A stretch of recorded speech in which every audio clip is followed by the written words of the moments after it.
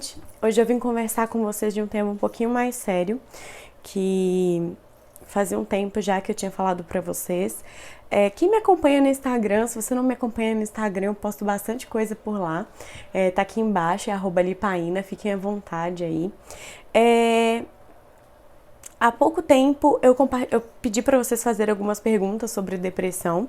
Eu vou responder antes essas perguntas para depois, um dia posteriormente, sei lá, vir fazer um vídeo como tudo começou, etc. Se bem que eu acho que tem algumas perguntas aqui sobre isso. Então, por isso eu preferi responder as perguntas que vocês mais têm curiosidade antes, para não ficar tão repetitivo.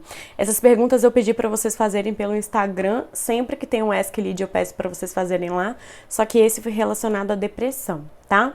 Então eu espero que vocês gostem do vídeo, que não seja um gatilho para vocês, espero que vocês entendam tudo que eu fale aqui, porque eu acho que muitas de nós passamos por isso hoje em dia, e eu acho que a gente tem que ajudar umas às outras sim, tá? Agora que eu me senti um pouco mais forte e confiante para falar sobre algumas coisas, então eu peço um pouco de paciência para vocês, tá bom? Eu vou começar aqui com uma pergunta muito importante da Letícia Cabral. Como tu fica em sala de aula ou em dias que tu tem provas, não dá ansiedade? Não dá muita ansiedade? Letícia, eu tive que trancar a faculdade, vocês não sabiam disso, na verdade eu contei no Instagram essa semana. Eu tive que trancar a faculdade no meu 5º período de nutrição e agora eu vou voltar em fevereiro. Eu tranquei a faculdade no semestre passado, faltando 2 meses para acabar a faculdade, porque não era prova, não era trabalho que me dava agonia, me dava aflição. Na verdade, assim, eu ia bem nas provas, porque eu sempre estudei muito para as provas, e quando eu ia mal, é porque eu ia mal mesmo, não tinha entendido do assunto, eu precisava estudar, nunca fiz uma prova sem estudar, nem nada do tipo. Mas, assim, eu sempre percebi um comportamento muito exacerbado meu. Por exemplo, eu não aceitava estudar menos que 12 horas seguidas para uma prova, coisas desse tipo, sabe? Que foram acabando comigo aos poucos. Eu fui ficando meio estranha, meio paranoica, e eu sempre cobrei muito de mim. Então eu acho que não é nem a ansiedade, não era nem em dia de prova, trabalho, essas coisas. Eu acho que a ansiedade já estava intrínseca em mim todo esse tempo. E por isso eu tive que trancar a faculdade, tá? Eu dei uma incrementada aí na sua pergunta, espero que você não se importe. A Priscila de Araújo perguntou: como descobriu que era crise de pânico? Eu tive crises por muito tempo, sem saber o que era. Na verdade, eu descobri assim. Eu já tive alguns episódios antigamente assim, uns 4 anos atrás, eu tinha alguns episódios, mas eu nunca imaginava que era uma crise de pânico. Por exemplo, uma vez eu tava num show, tava muito lotado, e dentro desse show eu comecei a chorar, falando que eu tava morrendo, que eu ia morrer, que eu ia passar mal, que não sei o que. Você sente, é um negócio que você sente, é uma coisa muito louca. Você sabe que é da sua cabeça, mas você sente no corpo, você sente o batimento cardíaco acelerar, você acha que você realmente tá morrendo, você espera a morte. Em outras palavras, você espera a morte. Então, assim, aconteceu essa vez. E aconteceu também uma vez há muito tempo atrás, também uns 6 anos atrás, 7 anos às vezes, eu tava andando na rua com a minha mãe, perto na calçada da minha casa, e daí passou um ônibus. Só que assim, não passou nem perto da gente, nem nada, passou um ônibus normal. E eu agarrei ela no meio da rua e comecei a gritar e chorar muito. E falar pra ela: você vai morrer, eu vou morrer junto com você. Não sei o quê, porque eu achei que o ônibus fosse passar por cima dela, assim. Então eram comportamentos que já não eram comportamentos normais, mas que eu não percebia. E quando foi que eu percebi isso tudo, que eu botei minha cabeça no lugar e falei: tô com alguma coisa, preciso ver o que é, foi quando a gente descobriu um tumor na minha irmã. Em janeiro do ano passado, em 2018, a gente descobriu um tumor na minha irmã. Foi mandado para biópsia, a gente não sabia se era maligno ou benigno. Acabou que foi maligno, mas hoje tá tudo bem, graças a Deus, ela se curou. Mas foi na noite que eu dormi com ela no hospital, ela tava esperando para fazer cirurgia, e eu dormi com ela no hospital essa noite, e a madrugada inteira eu tive crise de pânico e eu não sabia. E aí uma delas eu tive que sair do quarto onde ela tava, esperei ela dormir, saí do quarto e fiquei perto de uma santinha que tem lá no hospital. E eu suava frio e chorava descontroladamente, achando que eu ia morrer, que alguma coisa estava acontecendo. Assim, é uma sensação que não tem como explicar para as pessoas. É só quem passou sabe. Nem médico que não tem isso sabe. Eles sabem tratar, eles sabem cuidar. Psicólogo sabe tratar, psicólogo sabe cuidar. Mas só quem entende a síndrome do pânico, a ansiedade e a depressão é quem tem. Não tem como explicar. A gente pode até tentar com palavras, mas não tem como explicar. É uma reviravolta dentro de você muito grande, tanto emocional quanto hormonal, né? Nossa cabeça fica aí com tudo muito doido e é isso.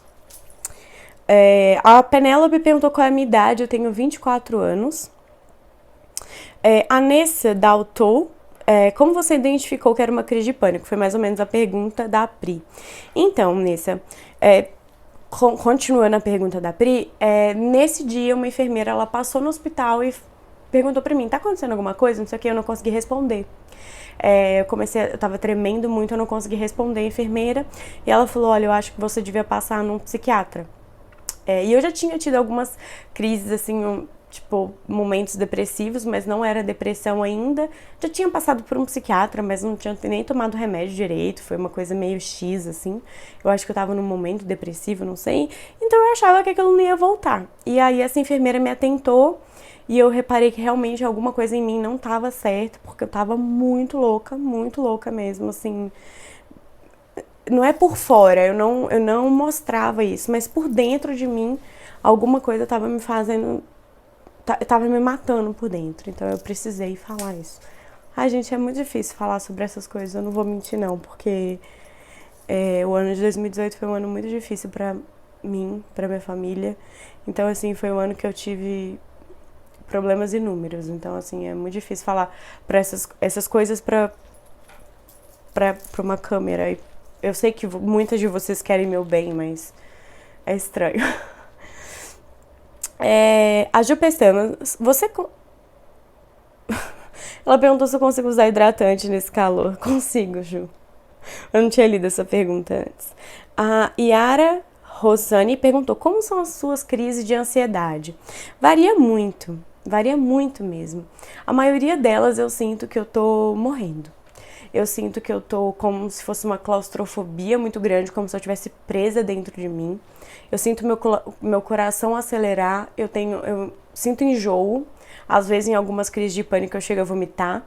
Eu suo muito, suo de pingar, assim, pode estar um frio de menos 20 mil graus, que eu suo de pingar e eu não consigo falar, minhas pernas adormecem, braços adormecem, é surreal, assim.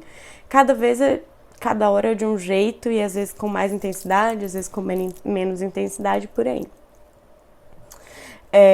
Muita gente fez essa pergunta, tá? A Sueli Oliveira também fez essa, quando você percebeu. Acho que as pessoas também querem conhecer mais sobre isso. A Lu falou que acompanha há pouco tempo, já virei sua fã, maratonando seus vídeos. Obrigada, Lu. Tá.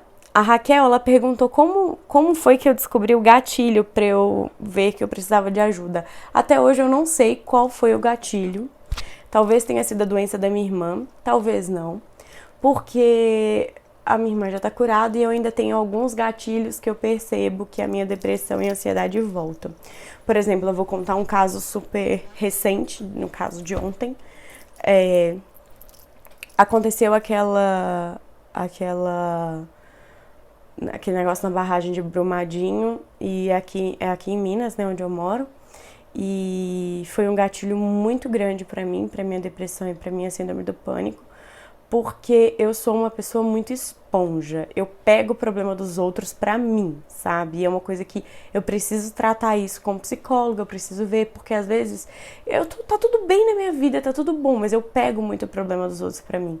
Então, assim, Na sexta-feira rompeu a barragem, eu não tinha visto direito, no sábado eu também não vi.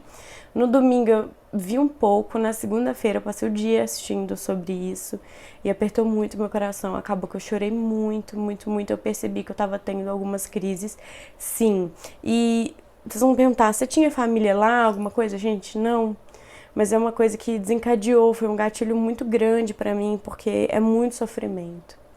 É muito sofrimento. Eu acho que assim, um ser humano em sã consciência vendo uma situação daquela, não tem como você ficar sem se emocionar, sabe?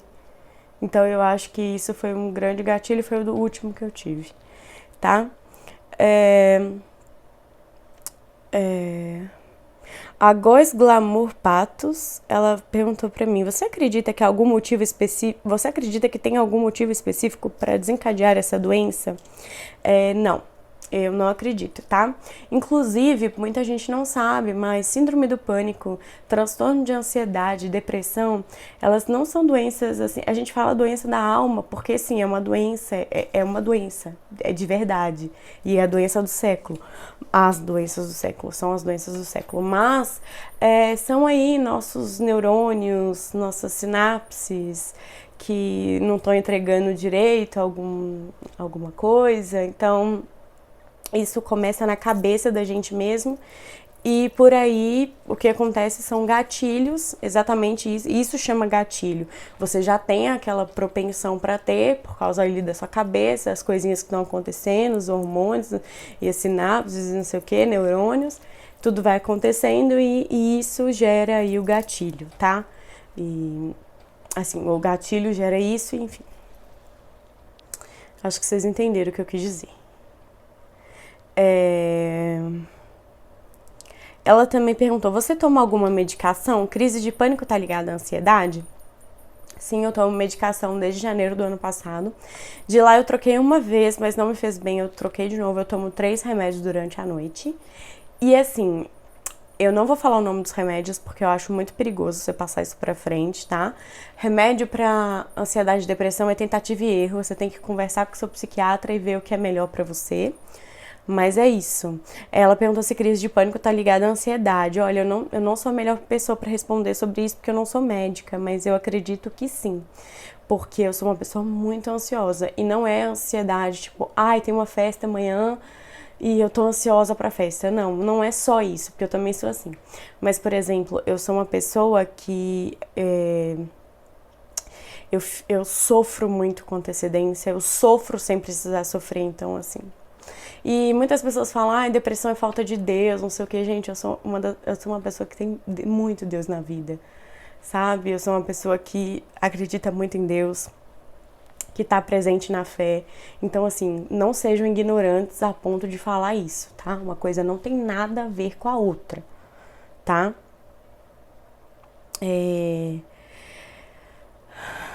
A Marcelane Andrade falou: oi, Lídia, qual o principal conselho que você daria para alguém que sofre com esse tipo de problema? O principal conselho que eu dou para alguém que sofre esse tipo de problema sempre que vem conversar comigo é se aceite. Aceite seus momentos. Nós temos nossos momentos, todos nós temos. Nós temos os momentos que a gente quer ficar mais quieta, mais na nossa. Nós temos momentos de euforia, que a gente quer fazer as coisas, não sei o quê. Mas se respeite, respeite seu momento. Não tô falando pra você ficar jogada na fossa, não é isso. Mas para você respeitar o seu momento e respeitar a você. Saber que sim, isso é uma doença, sim, mas ela tem controle, ela tem tratamento, você pode se tratar. Entende? Muitas pessoas conseguem parar de tomar remédio, ficar só com terapia, depois parar com terapia. Então, assim, eu acho que a primeira coisa é você se aceitar. Você tem que se aceitar e se respeitar como ser humano. Porque se você não fizer isso, ninguém vai fazer por você. Porque as pessoas de fora, muitas pessoas de fora julgam depressão, ansiedade, essas coisas como frescura, como falta de Deus, como preguiça, como várias coisas. Então, primeiramente, você tem que se respeitar e se impor como pessoa. É o maior conselho que eu dou, assim. Se o conselho fosse bom, pagava, né? Mas eu acho que se eu puder ajudar alguém com isso, eu ficaria muito feliz. A Gerlane fez a mesma pergunta, né? Como eu descobri quais são os sintomas, eu já falei. Muita gente perguntou como eu identifiquei. A Neu Menezes também. A Patrícia falou, Lídia, eu sou de Alagoas e amo te acompanhar. Um beijo, Patrícia. Sua linda. A Tauana B.S2 perguntou, bom dia, linda. Que eu mandei isso de dia. Como você se superou com isso? Como foi? Na verdade, eu não me superei ainda. Eu trato. Eu estou em tratamento ainda. Não tenho nada que eu possa falar assim, nossa, eu superei, eu tô legal. Então, assim, eu acho que isso é um assunto para um outro vídeo, quando eu melhorar aí.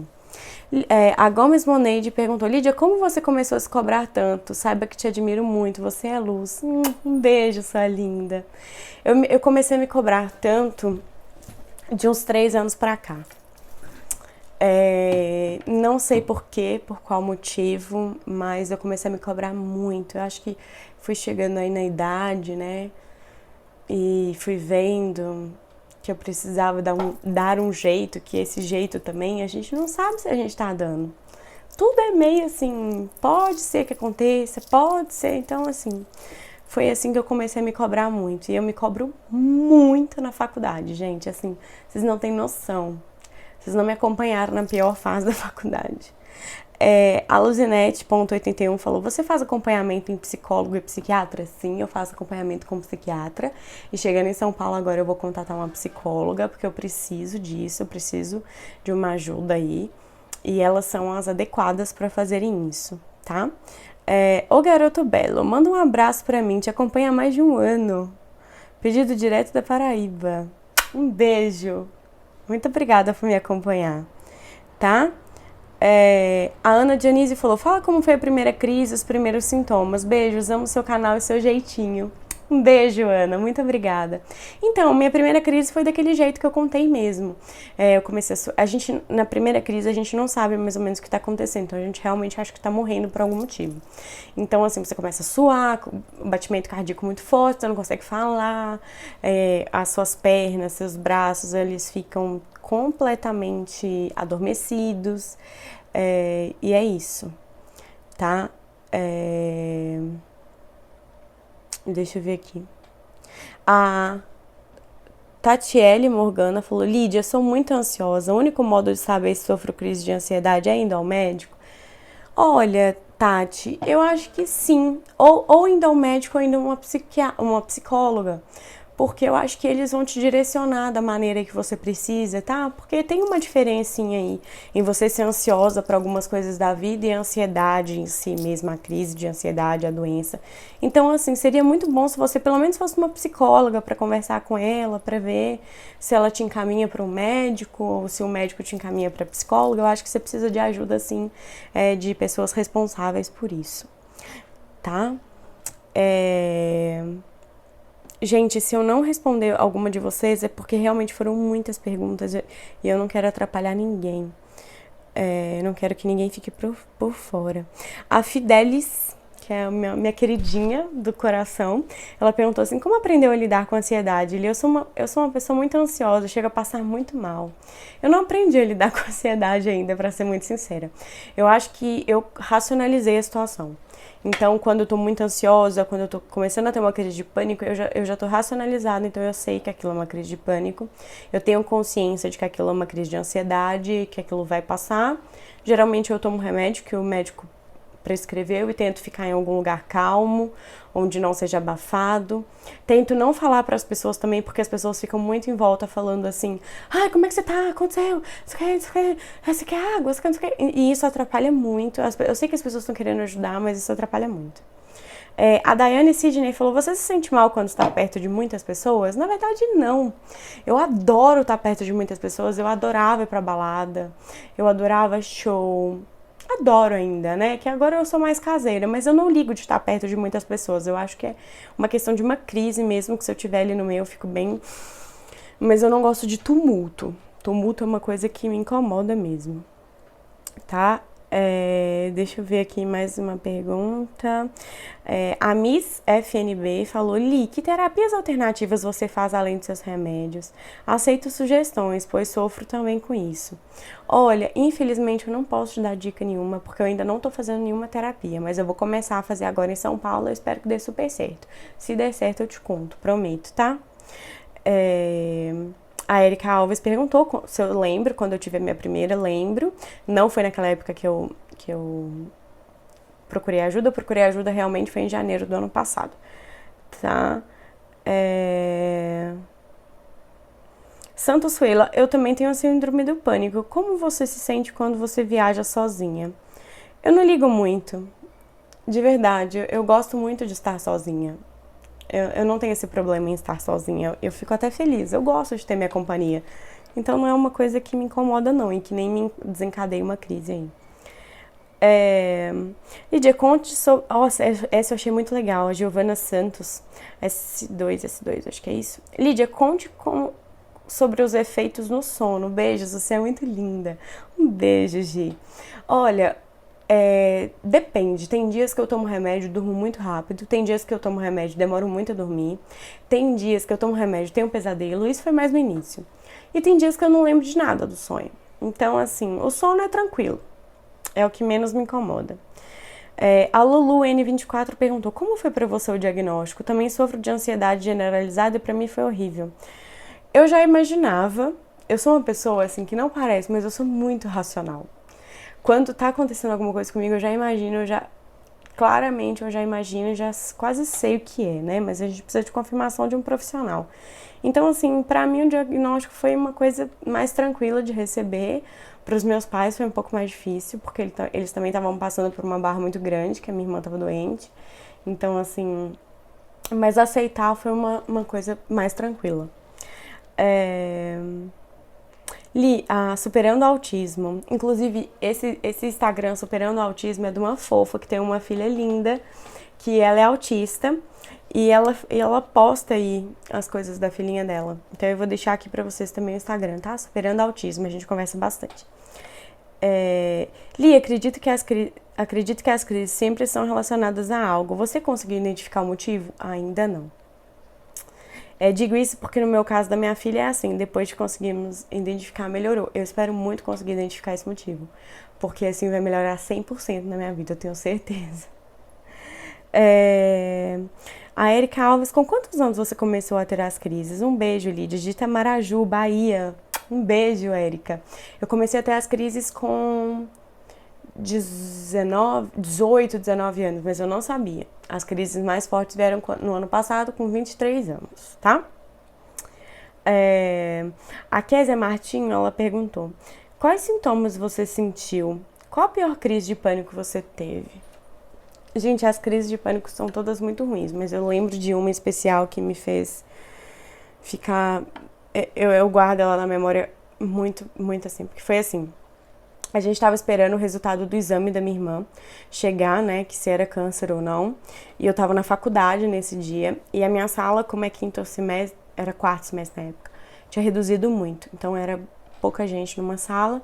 E a gente sabe, a gente que faz faculdade sabe que, né, que os semestres vão passando e as pessoas vão saindo, pegando DP por aí. Então minha sala tinha reduzido muito. E eu tive uma crise de pânico no meio de uma aula de uma professora que eu não conhecia. Então, assim, eu via que ela ficava me olhando meio assustada, assim, porque eu comecei a passar mal do mesmo jeito que eu falei pra vocês, o coração parece que vai sair. E na época eu tive a ajuda de alguns colegas que, quando olharam pra trás pra falar alguma coisa comigo, viram que eu tava passando mal e me ajudaram muito. Eu não conseguia falar, não conseguia levantar, então... fizeram massagem na minha perna pra voltar, né, porque tava formigando e tal. Nisso o Gabriel chegou, o Gabriel na época fazia faculdade lá também, então ele me ajudou bastante. Mas foi acho que essa foi a pior, assim. E a última que eu tive na faculdade também, as duas foram na faculdade, por isso que eu decidi trancar esse semestre. Essa eu vou ficar até um pouco emocionada de falar, eu acho, que foi a última crise que eu tive lá na faculdade, que... um grupo muito querido tinha me acolhido pra gente fazer um trabalho. E eu fiz o trabalho com eles. E eu já tava vendo que eu não tava conseguindo dar 100% de mim e isso me chateava muito. E no dia da apresentação, eu lembro que todo mundo tinha viajado, minha mãe tinha viajado com a minha irmã para Barretos, para ela fazer a quimioterapia. Meus tios tinham viajado e eu tava na sala de aula. Não, eu cheguei super atrasada. Quando eu cheguei, eu olhei, meus amigos já estavam apresentando o trabalho. E eu cheguei, eu tava muito suada, muito suada, muito suada, e todo mundo tava com muito frio, era época de frio, tava todo mundo de moletom. São Paulo fez frio esse ano até outubro, novembro, mas outubro. Fez frio e eu cheguei atordoada, gente. Eu cheguei atordoada na sala de aula e a minha professora percebeu que eu não tava bem, eu não falei nada com nada do trabalho. Eu via que meus colegas me olhavam, tipo, o que você tá falando? Então eu apresentei nada de trabalho, peguei minha bolsa, olhei pra professora e falei, olha, eu vou trancar a faculdade, tchau pra você, eu tô saindo. E assim, ela ficou me olhando assim, tipo, assustada, porque não era uma professora que eu tinha muito contato. E chorei muito, como eu sou da atlética da faculdade, eu fui pro CA, né, que é onde fica ali os presidentes, os membros da atlética, né. Eu não sou presidente, mas eu sou um dos membros. E eu fui pra lá, eu chorei muito, muito, muito, muito, muito. Eu tava sozinha nessa hora, depois chegaram alguns amigos pra me ajudar. E aí foi o momento que eu falei pra minha mãe, falei pra todo mundo, tá? Então é isso. Eu espero muito que vocês tenham gostado desse vídeo, apesar de ter sido um vídeo um pouquinho pesado pra mim. Mas eu espero que vocês tenham gostado, que eu tenha esclarecido algumas dúvidas de vocês. E saibam que depressão é uma doença e você não precisa se envergonhar por isso, tá? Espero muito que vocês tenham gostado desse vídeo. Um grande beijo pra vocês e até o próximo. Tchau, tchau.